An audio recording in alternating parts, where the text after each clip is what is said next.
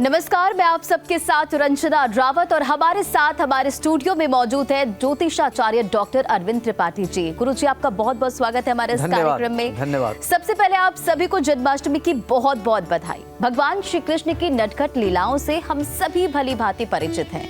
धरती पर बढ़ रहे अधर्म को रोकने और धर्म की पुनर्स्थापना के लिए भगवान विष्णु ने भाद्रपद महीने में श्री कृष्ण के रूप में धरती पर जन्म लिया। धर्म ग्रंथों में वर्णित कथाओं के अनुसार भगवान श्री कृष्ण ने अपनी बाल अवस्था में अद्भुत लीलाएं रची और कई असुरों का वध किया और अपने भक्तों का उद्धार भी किया। श्री कृष्ण के जन्म के पर्व के रूप में जन्माष्टमी बहुत ही धूमधाम से मनाई जाती है और इस साल जन्माष्टमी को लेकर बहुत सारी कंफ्यूजन है, जैसे शुभ मुहूर्त क्या है, किस दिन व्रत किया जाए। और गुरु जी हमारे साथ इस स्टूडियो में मौजूद है, वो सभी इन उलझनों को इस कार्यक्रम के जरिए सुलझाएंगे। तो गुरु जी, आप हमें बताएं कि जन्माष्टमी का शुभ मुहूर्त क्या है और व्रत किस दिन किया जाए। जी देखिए रंजना, सर्वप्रथम तो समस्त देशवासियों को भगवान श्री कृष्ण के जन्म लेने के उपलक्ष्य में बहुत बहुत बधाइयाँ।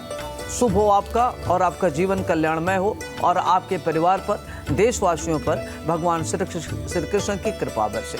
हरे राम हरे कृष्ण कृष्ण कृष्ण हरे हरे। श्री कृष्ण गोविंद हरे मुरारी, हे नाथ नारायण वासुदेवाय।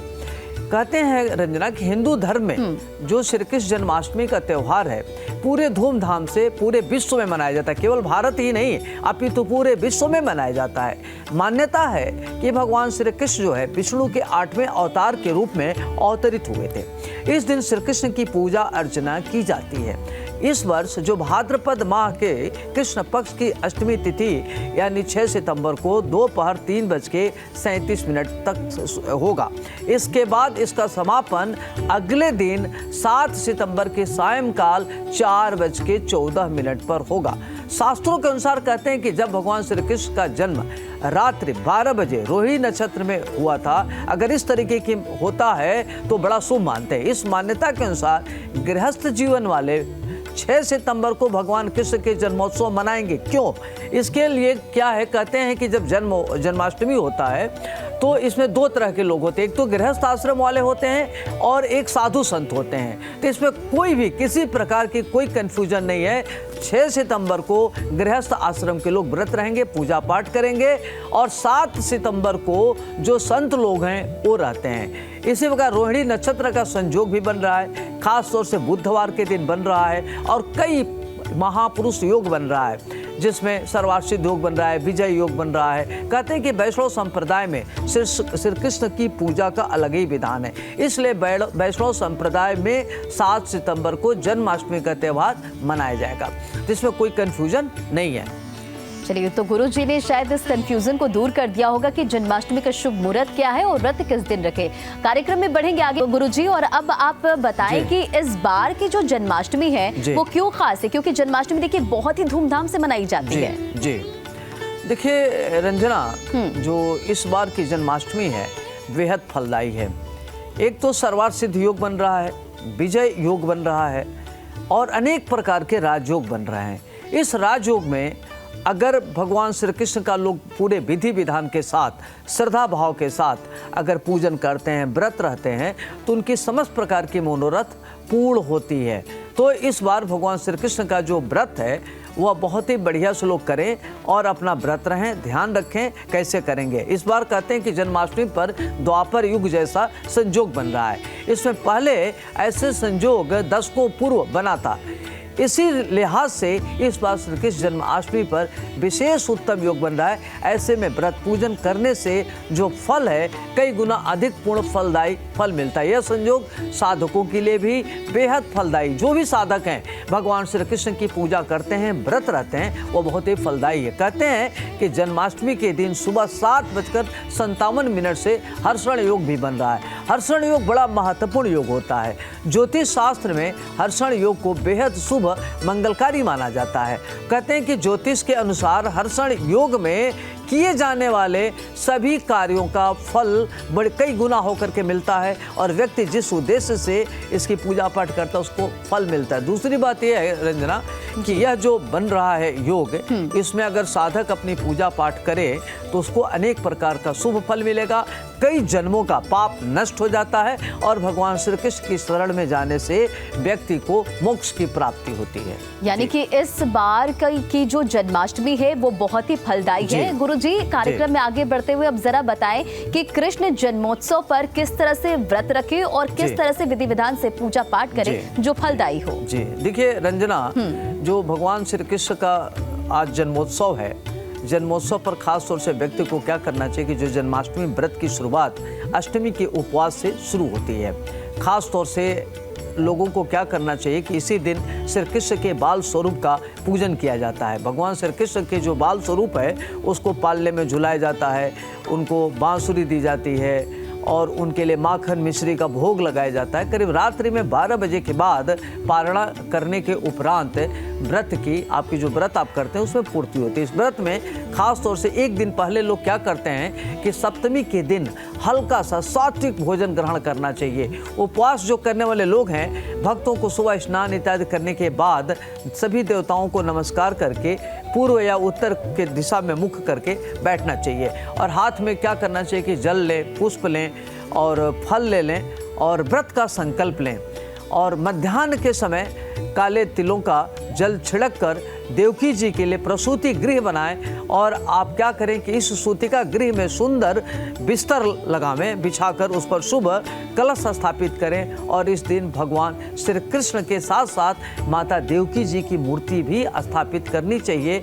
देवकी, वासुदेव, बलदेव, नंद, जशोदा और लक्ष्मी जी, इन सब का नाम लेते हुए विधिवत पूजन करना चाहिए। यह व्रत खास तौर से रात्रि में 12 बजे के बाद ही खोला जाता है। इस व्रत में अन्न का उपयोग नहीं किया जाता। फलाहार रह सकते हैं। फलाहार के रूप में क्या लेना चाहिए? कुट्टू का आटा ले ले, बर्फी ले ले, उसकी सिंघाड़े के आटे का हलवा बना ले। इस तरीके से शुद्ध फलाहार करना चाहिए जो साधक के लिए ठीक रहता है। और सबसे बड़ी चीज़ ये है रंजना कि व्रत रहने के लिए व्यक्ति को, साधक को, कई बार क्या होता है कि कुछ लोग बीमार होते हैं, वो व्रत करना चाहते हैं, किसी को बीपी है, किसी को शुगर है, वो व्रत नहीं रह सकते, तो श्रद्धा भाव से भगवान का व्रत करें, वो भी उतना ही मान्य होता है। जी वाकई तो जन्माष्टमी को लेकर लोगों में खासा उत्साह है और बहुत ही धूमधाम से जन्माष्टमी को मनाते हैं। अब गुरुजी से जानेंगे कि जन्माष्टमी पर श्री कृष्ण की पूजा अर्चना गुरुजी कैसे करें। जी देखिए राजना, जो जन्माष्टमी व्रत वाले लोग हैं, सुबह इनको क्या करना चाहिए कि जल्दी उठना चाहिए। उठने के बाद दैनिक क्रिया करने के बाद स्नान इत्यादि करें। इसके बाद स्वच्छ वस्त्र धारण करें और घर के मंदिर में दीप प्रज्वलित करें और सभी देवी देवताओं की पूजा अर्चना करें और लड्डू गोपाल का जलाभिषेक करें और भोग लगाएं। धूप दीप जलाएं, नैवेद्य अर्पित करें। रात्रि में पूजन के लिए तैयारी करें। जन्माष्टमी पर रात्रि पूजन का विशेष महत्व होता है क्योंकि भगवान कृष्ण के जन्म अर्धरात्रि में हुआ था। रात्रि पूजन के लिए श्री कृष्ण के लिए झूला सजाएं। इसके बाद भगवान श्री कृष्ण को पंचामृत या गंगा जल में अभिषेक करें, फिर उनका श्रृंगार करें। इस दिन श्री कृष्ण को बांसुरी, मोर मुकुट, वैजंती माला, कुंडल, पाजेब, तुलसी दल आदि में श्रृंगार किया जाता है। तुलसी दल इनको बड़ा पसंद है तो तुलसी दल से बड़े प्रसन्न होते हैं। माखन मिश्री तुलसी से बड़े प्रसन्न होते हैं। 3 सबों का भोग लगावें। साथ ही साथ पूजा में मक्खन, मिठाई, मेवे, मिश्री, धनिया और पंजीरी इत्यादि का भोग लगाया जाता है जो अति शुभ मानते हैं। पूजा में भगवान श्री कृष्ण की आरती जरूर करें।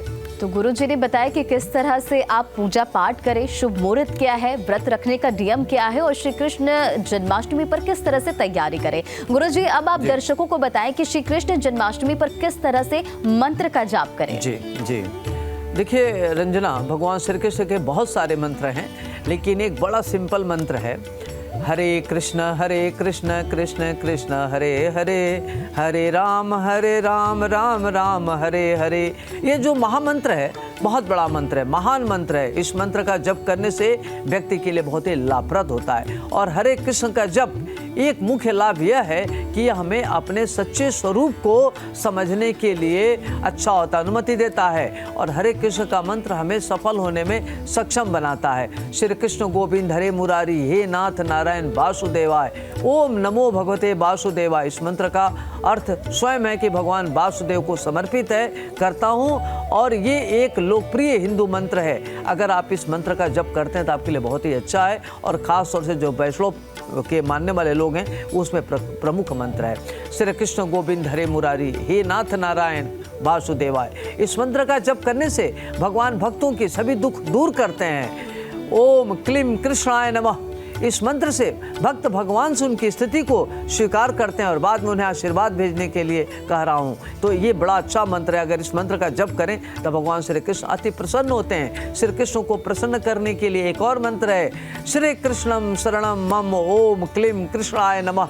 इस मंत्र का जप करें, ये बहुत ही अच्छा मंत्र है। भगवान श्री कृष्ण के इन मंत्रों का जप करने से धन धान्य की प्राप्ति होती है, पुत्र की प्राप्ति होती है, पौत्रों की प्राप्ति होती है। इसलिए जन्माष्टमी के विशेष अवसर पर इन मंत्रों का जप करने से साधक के शुभ फल की प्राप्ति होती है। तो गुरुजी ने आपको शुभ मुहूर्त बताया कि शुभ मुहूर्त क्या है और किस तरह से मंत्र का जाप करें कि जो फलदायी हो, और किस तरह से पूजा पूरे विधि विधान के साथ करें। गुरुजी, अब दर्शकों को जरा बताएं कि बहुत से लोग लड्डू गोपाल को अपने घर में स्थापित करना चाहते हैं, तो इसके लिए शुभ समय क्या है और किस तरह से लड्डू गोपाल को स्थापित करने का नियम है? जी देखिए रंजना, अगर कोई भी व्यक्ति अपने घर में, जो साधक हैं, लड्डू गोपाल को अपने घर में अगर स्थापित करना चाह रहे हैं तो इसके लिए जो जन्माष्टमी का दिन होता है बेहद शुभ होता है, क्योंकि इस दिन भगवान श्री कृष्ण का जन्म होता है। इस दिन कृष्ण भगवान के छोटे स्वरूप लड्डू गोपाल की पूजा की जाती है।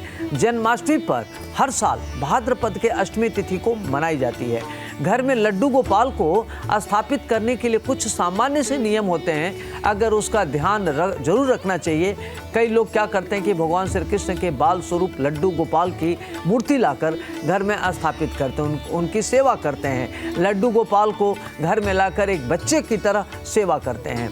और मूर्ति को क्या करते हैं कि उनको लाकर सबसे पहले मूर्ति को क्या करना चाहिए कि लाकर उनको स्नान इत्यादि करें, उसमें प्राण प्रतिष्ठा करें, उसमें माखन मिश्री का भोग लगावें।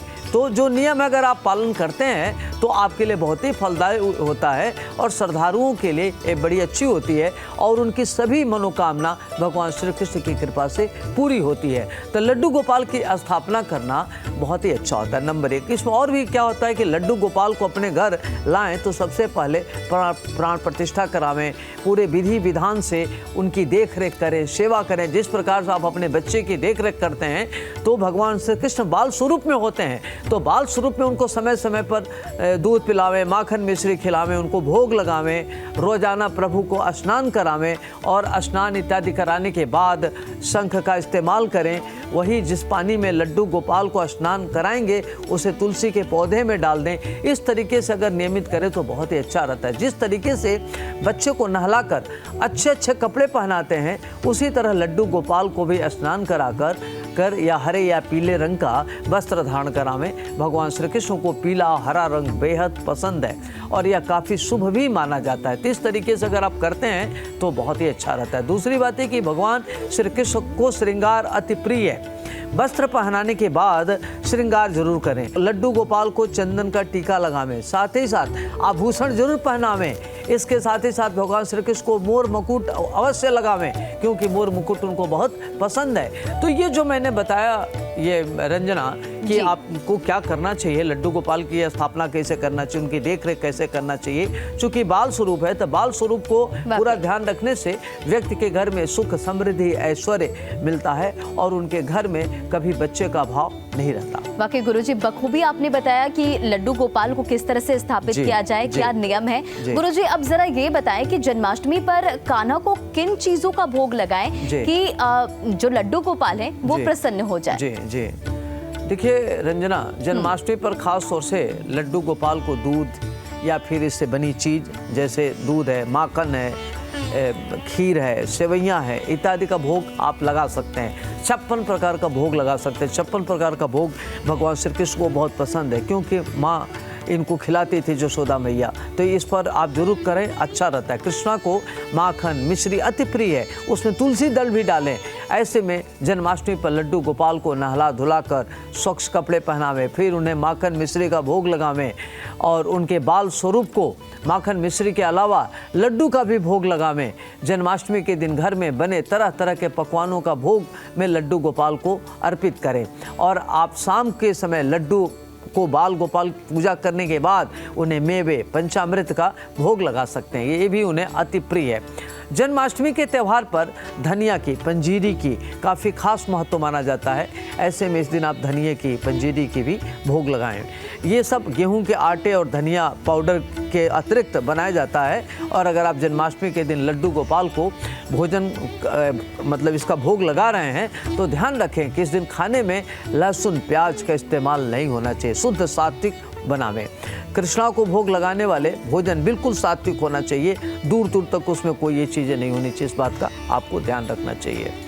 तो भोग क्या लगाए जन्माष्टमी पर, पंडित जी ने इसे बहुत ही अच्छी तरीके से बताया। गुरुजी, अब आपसे ये जानना चाहेंगे कि जिनकी संतान नहीं होती है वो किन मंत्रों का जाप करे और कैसे पूजा अर्चना करे कि उन्हें सुख समृद्धि और संतान की प्राप्ति और भगवान कृष्ण प्रसन्न हो। जी देखिए रंजना, आपने बड़ा अच्छा क्वेश्चन पूछा।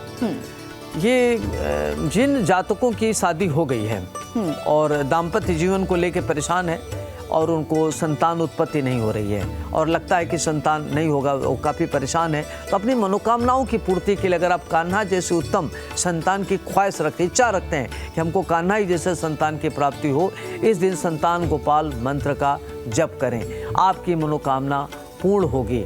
तो श्री कृष्ण जन्माष्टमी के दिन उनको क्या करना चाहिए कि मध्य रात्रि में कम से कम एक माला मंत्र का जप करें। यह मंत्र अभी मैं बोलने जा रहा हूँ और ये संतान गोपाल मंत्र के नाम से जाना जाता है।